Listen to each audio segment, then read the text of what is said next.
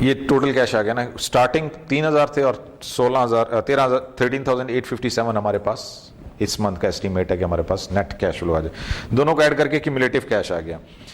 वो जो मैंने कहा था एक आप अपने पास कैश का बैलेंस रखना चाहते हैं कि वो उससे कम हमारे पास cash, that safety margin should be there. हमने कहा इस कंपनी का ये कि 1500 वो रखते हैं अपने पास एज अ फॉर अनफोर्सीन, जो इसमें प्लान नहीं है, कुछ भी इमरजेंसी भी हो सकती है ना। ये तो हमने 3 चीज़ें एस्टिमेट की हैं, परचेजेज, वेजेस, रेंट। कोई और भी इमरजेंसी आ सकती है, इमरजेंसी कोई पेमेंट आ सकती है, तो वो कहाँ से हम करेंगे, इसमें तो नहीं आ रही ना। उसके लिए हमने ये 1500 1500 एक्स्ट्रा रखा हुआ है कि टारगेट कैश उसको कह रहे हैं। तो अब इन सारों को अगर हम कर लें, यानी 16,000 हमारे पास क्यूमुलेटिव कैश है, इसमें से 1500 हम यूज़ नहीं करेंगे, वो हमने सेपरेट रखा हुआ है। तो सर 15,357 है जो हम यूज़ कर सकते हैं इस मंथ में, हमारे पास सरप्लस जो हम एक्सपेक्ट कर रहे हैं। पिछली में तो हमने कलेक्शन और पेमेंट्स का डिफरेंस निकाला ना, ठीक है। अब इसमें हमने वो कंप्लीट बना लिया कि जी ओपनिंग कितना था, क्यूमुलेटिव कितना आ रहा है और टारगेट इसमें से हमने निकाल। अच्छा, जो इस महीने का सरप्लस आ रहा है, सॉरी जो क्यूमुलेटिव इस मंथ का, वो अगले महीने का ओपनिंग हो जाएगा, फरवरी का। 16,857 हमारा यहाँ पे था, जनवरी का वो ओपनिंग बैलेंस हो गया फरवरी का। उसका नेट कैश फ्लो पिछली स्लाइड से ले लें, 18,311.85 वो इसमें ऐड हो गया। क्यूमुलेटिव कैश 35,169, इसमें से 1500 हम यूज़ नहीं करेंगे, टारगेट कैश है, तो हमारे पास 33,669.49 सरप्लस आ रहा है, ठीक है ना। ये फ़ायदा है कैश बजट बनाने का कि आप अपनी प्लानिंग कर सकते हैं कि अब इस कैश को क्या करना है, ये जो हमारे पास सरप्लस आ रहा है इसको क्या करना है, तो उसको हम प्लान कर सकते हैं। अगर ये डेफिसिट होता फिर भी हमें प्लान करना पड़ता कि जी वो किधर से आएगा। तो अभी तो इस सिचुएशन में तो हमें तो ये cash budget is one thing that can be useful tool for cash management, ताकि वो सिचुएशन अवॉइड हो जाए, बहुत ज़्यादा कैश भी ना हो और बहुत कम कैश भी ना हो। उसके लिए हम कैश बजट बनाते हैं। कैश मैनेजमेंट में और हम क्या कर सकते हैं जी, we can encourage a lock box, insist on wire transfer. अब फास्टेस्ट तो हो गया ना, वायर ट्रांसफर हो गया, बस उधर आपने ट्रांसफर किया, इधर आपके अकाउंट में आ गया, तो कैश। वो चेक वाला तो होता ना, वो चेक प्रॉब्लमेटिक, चेक आया वो क्लियर होते होते 1 दिन 2 दिन 3 दिन लगते हैं, तो वायर ट्रांसफर तो उसी वक्त ट्रांसफर हो जाता है।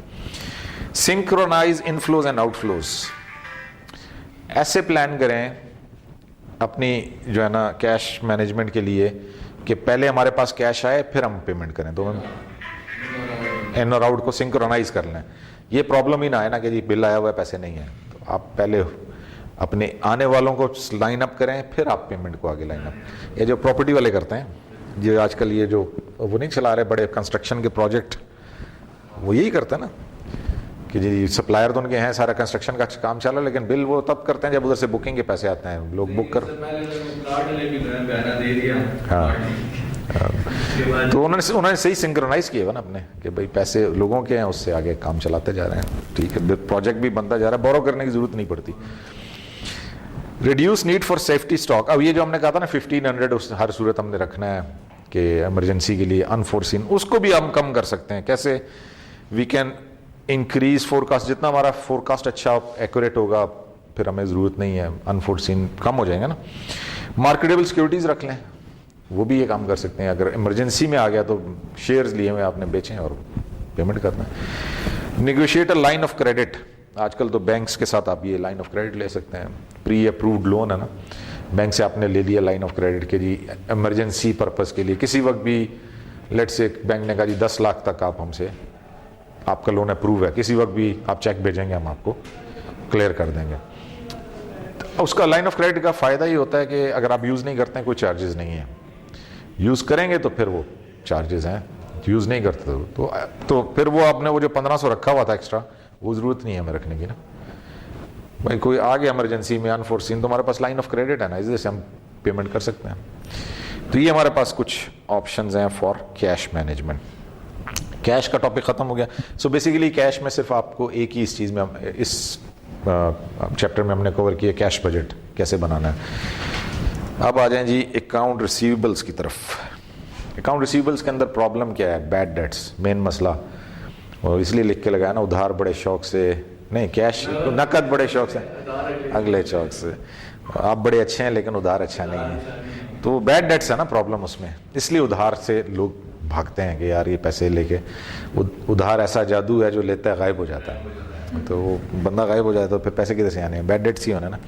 अब इन बैड डेट्स को कैसे एड्रेस करना है, ठीक है ना, अकाउंट रिसीवेबल्स के अंदर इसको कैसे हम एड्रेस कर सकते हैं? बैड डेट्स की वजह से होगा क्या? Collections will be reduce. हमने जो पीछे एस्टीमेट लगाया था, कैश बजट हमने बनाया, और कैश बजट में पहली चीज़ हमने कलेक्शंस ही एस्टीमेट की हैं। अब ये कलेक्शंस में से पूरी नहीं हो रही, इसमें से 5% बैड डेट हो गए, तो कम हो गया ना, फिर हमारा तो बजट ऊपर नीचे हो गया। हमने जो एस्टीमेट लगाया था वो एस्टीमेट फिर हमें चेंज करना पड़ेगा। तो एक तो प्रॉब्लम इसमें ये है। जब आपकी कलेक्शंस कम होंगी तो lower collection would lead to higher borrowing requirement. अब वो कलेक्शंस तो कम हुई है, पूरी तो करनी है ना कहीं ना कहीं से, अब कहाँ से पूरा करेंगे? फिर लोन लेना पड़ेगा, तो ये इसमें इशू आएगा। अच्छा जी, ज़िंदगी आसान नहीं होगी, इसमें कुछ भी नहीं है, बैड डेट्स हैं और वो उसका ट्रीटमेंट शायद आगे आएगा, अभी एंड पे उसको फिर हम डिस्कस कर लेंगे, अभी शायद एंड वाली स्लाइड में, अभी यहाँ पे कुछ नहीं है। हम इन्वेंट्री पे चले गए। थर्ड एसेट हमारा इन्वेंट्री है वर्किंग कैपिटल के अंदर। इन्वेंट्री के साथ प्रॉब्लम्स मैंने बताए थे जी, कैरिंग कॉस्ट है, जब आप इन्वेंट्री बहुत ज़्यादा होल्ड करते हैं, वेयर हाउस में रखी हुई है तो स्टोरेज कॉस्ट पड़ेगी, हैंडलिंग कॉस्ट आती है, वेयर हाउस की इंश्योरेंस करवानी पड़ेगी, इन्वेंट्री की भी इंश्योरेंस लोग करवाते हैं, वो वेयर हाउस की प्रॉपर्टी टैक्स भी आपके ऊपर पड़ जाएगा, depreciation of the property and obsolescence. Obsolescence ये है कि जी वो इन्वेंट्री आउटडेटेड हो गई, ठीक है ना, नई चीज़ आ गई है मार्केट में, पुरानी को कौन पूछता है? फिर नया मॉडल आ गया, नया, तो फिर पुराना तो गया। तो ये सारे आपके कैरिंग कॉस्ट आ गए। ऑर्डरिंग कॉस्ट, अच्छा कैरिंग कॉस्ट बढ़ जाएगी अगर आपने वेयर हाउस बड़ा, स्टॉक बड़ा रखा हुआ है, तो फिर ये सारी कैरिंग कॉस्ट बढ़ जाएंगी। अब आप उसको मिनिमाइज करते हैं तो फिर ये ऑर्डरिंग कॉस्ट बढ़ जाएगी। Cost of bar bar order करने पड़ेंगे, उसकी कॉस्ट है, शिपिंग, हैंडलिंग, वो आपको पे करनी पड़ेगी। यानी आप बहुत बड़ा वेयर हाउस में नहीं रखना चाहते, गोदाम में स्टॉक नहीं रखना चाहते, तो फिर आपको बार बार ऑर्डर करना, जितनी दफ़ा ऑर्डर करेंगे ये कॉस्ट आपको पड़ेगी।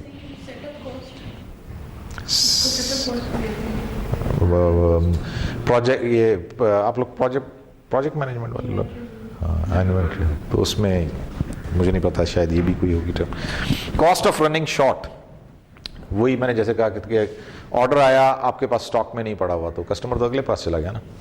ये this is the cost of running short, के जी वो आपने अपनी सेल्स लूज़ कर दी, इसलिए लूज़ कर देंगे आपके पास स्टॉक में सामान नहीं पड़ा हुआ।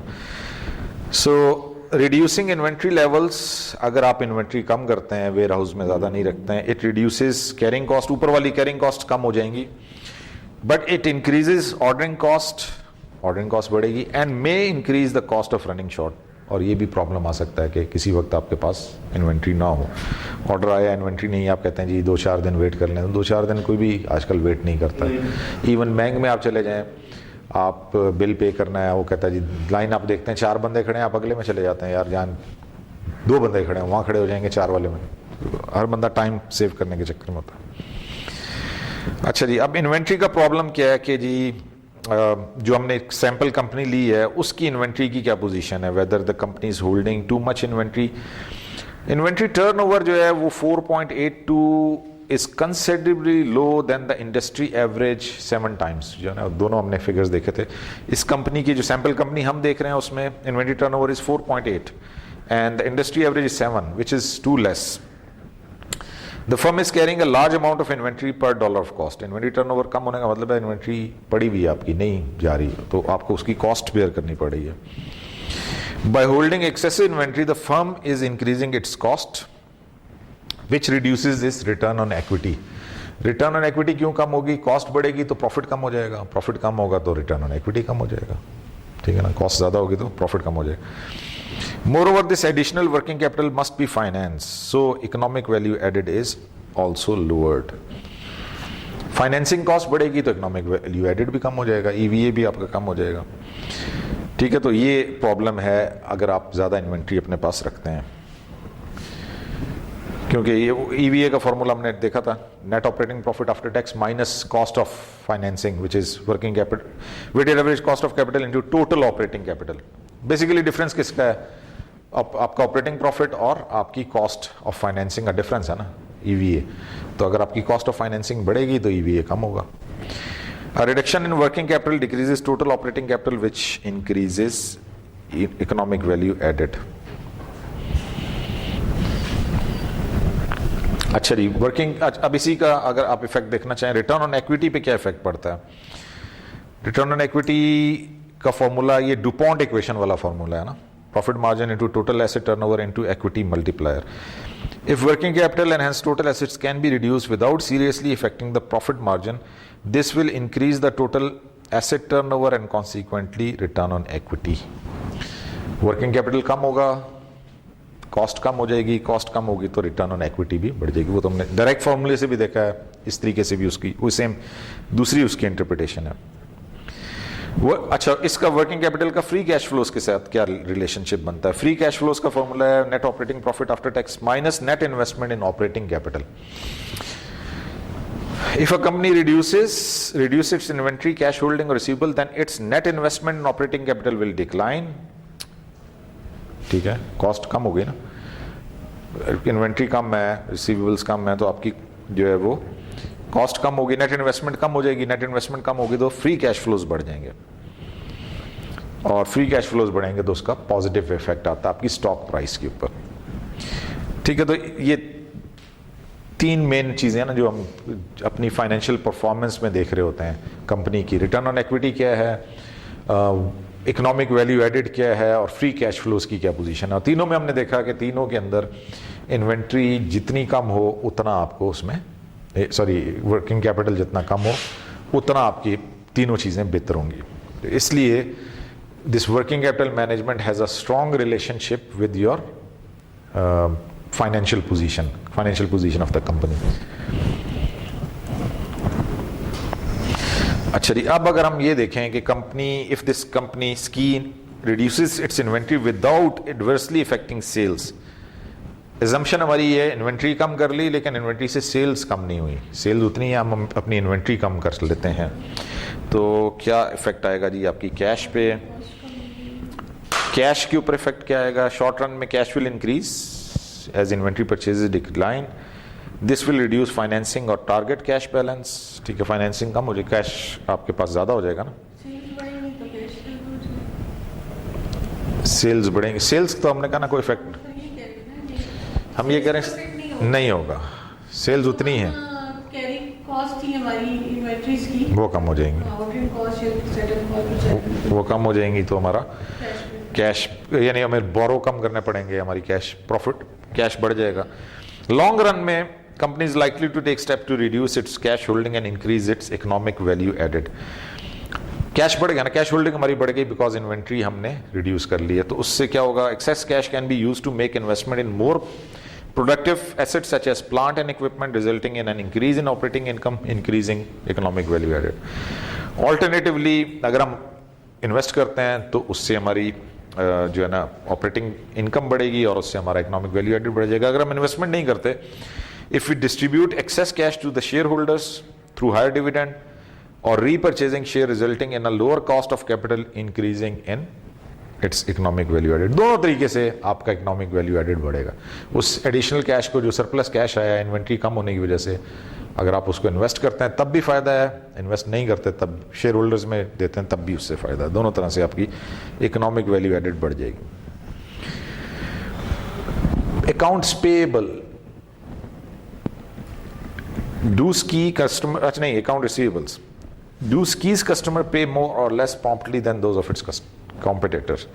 यानी हमारी जो डेज सेल्स आउटस्टैंडिंग है या अकाउंट रिसीवेबल की कलेक्शन है वो किस तरह से है कंपेयर टू द कॉम्पिटिटर्स। जो कंपनी है इसकी days sales outstanding 45 round off कर लें 46 डेज है, which is well above the industry average of 32 days. ये अच्छी चीज़ है बुरी चीज़ है? बुरी चीज़ है। लोग हमें 14 डेज के एक्स्ट्रा ले रहे हैं पेमेंट करने के अंदर। So skis customers are paying less promptly. Now the company should consider tightening its credit policy in order to reduce its days sales outstanding. Credit policy को ठीक करने की जरूरत है ना, लोग क्यों एक्स्ट्रा ले रहे हैं टाइम, उनको पुश करना पड़ेगा, टाइट करना पड़ेगा कि जी आप जल्दी पे करें, इतने टाइम आप ना लें।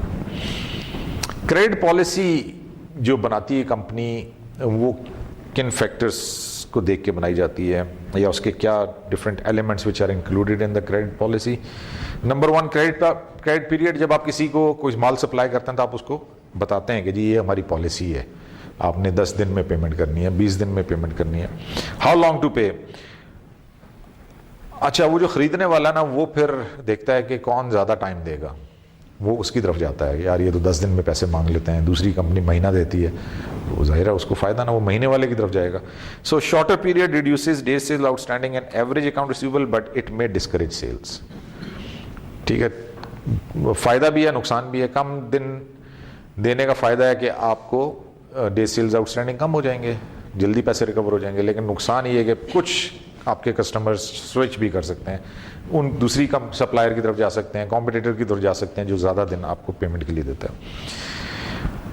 कुछ कंपनीज क्या करती हैं, वो इनकरेज करती हैं, कैश डिस्काउंट देती हैं कि जी अगर आप कैश पे करेंगे, तो तकरीबन सभी कंपनीज का यही पॉलिसी है, कैश पे दें तो डिस्काउंट दे देते हैं। इवन आप क्रेडिट कार्ड यूज़ करते हैं बहुत सारी शॉप्स पे, फार्मेसी का मुझे पता है, ये शाहीन वाले, डी वॉटसन वाले, अगर आप वैसे वो डिस्काउंट देते हैं मेडिसिन के ऊपर, लेकिन अगर आप कार्ड देते हैं फिर कहते हैं नहीं, कार्ड पे डिस्काउंट नहीं है।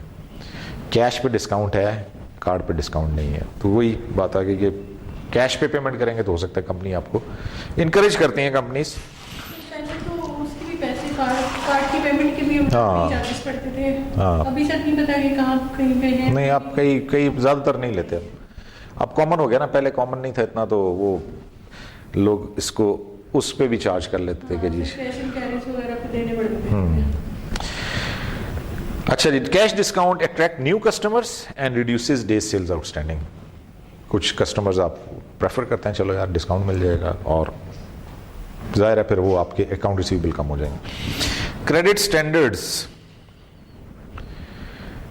किसको क्रेडिट देना है किसको नहीं देना, यानी सब एप्लीकेशंस तो आप अप्रूव, सब कस्टमर्स का क्रेडिट तो अप्रूव नहीं करते ना। कुछ को आप कहते हैं यार आपको क्रेडिट, किसी को 10 दिन देते हैं, किसी को 20 दिन, किसी को नहीं देते, आप कहते हैं कैश पे पेमेंट करें। तो क्रेडिट स्टैंडर्ड्स अगर आपके टाइट होंगे तो सेल्स कम हो सकती हैं, जाहिर आप रिफ्यूज़ करें ना लोगों को, but at the same time it will reduce bad debts. ठीक है, स्टैंडर्ड टाइट है, कम लोगों को देते हैं तो आपके बैड डेट्स भी कम होंगे। And fewer bad debts reduce days sales outstanding. Collection policy, credit की कलेक्शन की पॉलिसी क्या है? कभी आपने देखा ये जो अल्लाह माफ़ करे बैंक वालों से अगर आप कर्जा ले लें तो फिर उनके जो बंदे रिकवरी वाले आते हैं वो उन्होंने सही जो है ना वो रखे हुए हैं, मुच्छियाँ रखी हुई हैं बड़ी बड़ी, और जनाब वो हुलिया भी उनका इसी तरह ही होता है कि यार ये दोबारा ना ही आए, मलकुल मौत इसका एक ही दफ़ा सामना करना पड़े, दोबारा ही मैं दरवाजे पे ना ही आए। तो वो क्रेडिट पॉलिसी जो है ना, कितनी कलेक्शन पॉलिसी कितनी टफ होगी। Restrictive policy will reduce days sales outstanding but may damage customer relationship. आप ज़्यादा पुश करेंगे लोगों को पेमेंट के लिए तो फिर हालात ताल्लुकात बिगड़ते भी हैं ना। तो ये आपको अपनी क्रेडिट पॉलिसी कंपनी को बनाते हुए ये चीज़ें हैं जिनको देखा जा सकता है। क्रेडिट पीरियड कितना होगा, whether the company will give some cash discount और नॉट, क्रेडिट स्टैंडर्ड्स क्या होंगे, किसको आप क्रेडिट के लिए अप्रूव करेंगे, किसको अप्रूव नहीं करेंगे, और कलेक्शन की क्या पॉलिसी होगी कि आप कितने ग्रेस पीरियड कितना देते हैं। अगर आपने 10 दिन का बताया तो 10 ही दिन देते हैं, या ऊपर कितने दिन आप उनको दे सकते हैं।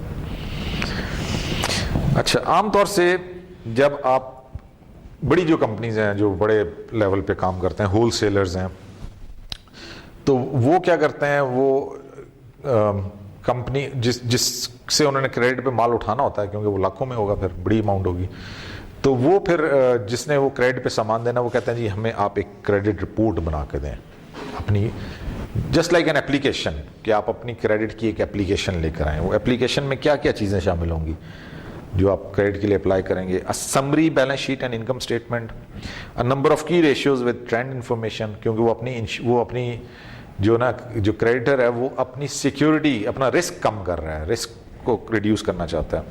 Referrals from other parties offering credit, आपकी फर्म और किस किस के साथ क्रेडिट में डील कर रही है तो उसका हमें रेफरेंस दें, ताकि हम उससे भी कंफर्म कर सकते हैं कि यार ये कंपनी कैसी है, पेमेंट के अंदर कैसी है। A verbal description of the physical conditions of the firm's operation, ठीक है जी, आपके operations कहाँ पे हैं, क्या है, head office क्या है, कहाँ पे आप operate कर रहे हैं.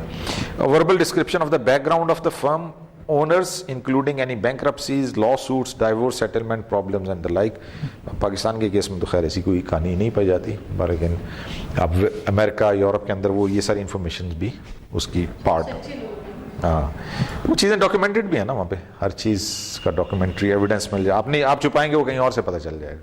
उनके पास सोर्सेज हैं जहाँ से वो चेक कर सकते हैं. हमारे यहाँ तो ऐसी कोई चीज़ एग्जिस्ट नहीं है. जिसका है भी वो भी नहीं बताता, वो भी पुलिस को कुछ पैसे पकड़ा दे तो उसका भी खाता वो नहीं बताते हैं आगे जी, कोई नहीं, फाइल ही नहीं है जी, गुम हो गया, रिकॉर्ड ही गुम हो गया. A summary rating ranging from A the best credit risk down to F. Rating भी आती हैं.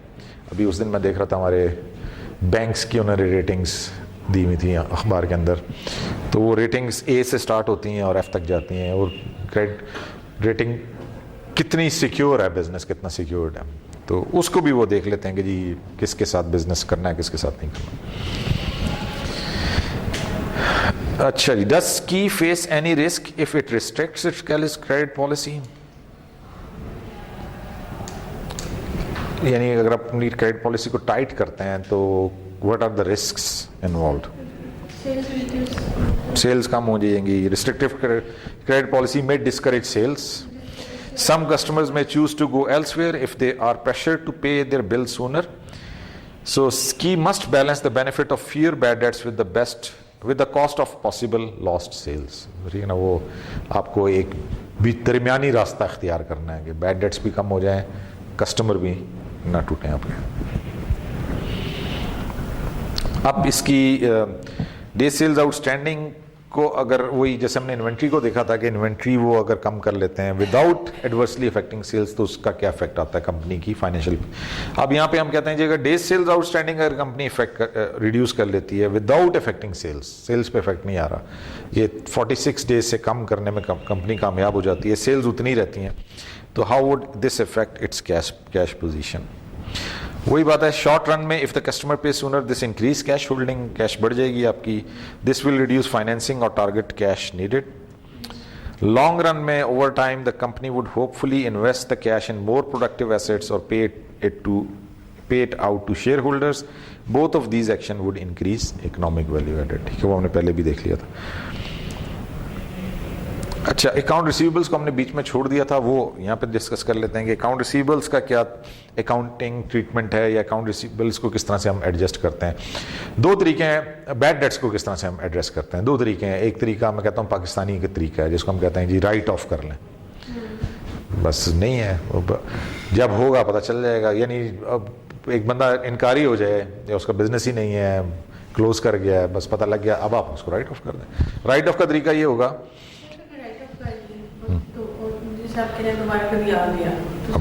फिर रिवर्स एंट्री पास कर देंगे. जो आपने राइट ऑफ करते हुए एंट्री की थी उसको रिवर्स कर देंगे. राइट ऑफ क्या करेंगे आप कि उसको बैड डेट एक्सपेंस को डेबिट कर देंगे अपने, यानी इनकम स्टेटमेंट के अंदर उसको एक्सपेंस शो कर देंगे, और जो अकाउंट रिसीवेबल अकाउंट है उसमें से उसका अमाउंट माइनस कर देंगे, तो खत्म हो गया. अगर ये रिकवर हो जाता है बाद में तो फिर इसको रिस्टोर कर देंगे, अकाउंट रिसीवेबल में वापस डाल देंगे, और वो जहाँ से माइनस किया था वहाँ से उसको वापस, यानी वो. हाँ, एक दूसरा भी इसका ट्रीटमेंट करना पड़ेगा, हमें कैश भी तो मिल गया ना, फिर हम उस कैश में भी उसको डाल देंगे. अच्छा, ये तो हो गया पाकिस्तानी तरीक़ाकार के जी जब होंगे देखेंगे कर लेंगे. जो वेस्टर्न तरीका इसका या जो मॉडर्न तरीका, वो ये करते हैं कि वो एस्टिमेट कर लेते हैं बैड डेट्स को पहले से, क्योंकि मैचिंग प्रिंसिपल है ना, एक हमने अकाउंटिंग में पढ़ा था, याद है कोई? हाँ, matching principal, matching principal revenue और एक्सपेंस को मैच करना है. यानी हमारी जो इनकम स्टेटमेंट है, मैचिंग प्रिंसिपल ये कहता है हमारी इनकम स्टेटमेंट अगर हम मार्च की बना रहे हैं, अभी खत्म हो गया ना मार्च की मेरी इनकम स्टेटमेंट है, तो उसमें मेरे सारे एक्सपेंसेस भी आने चाहिए, मेरे सारे रेवेन्यूज भी आने चाहिए.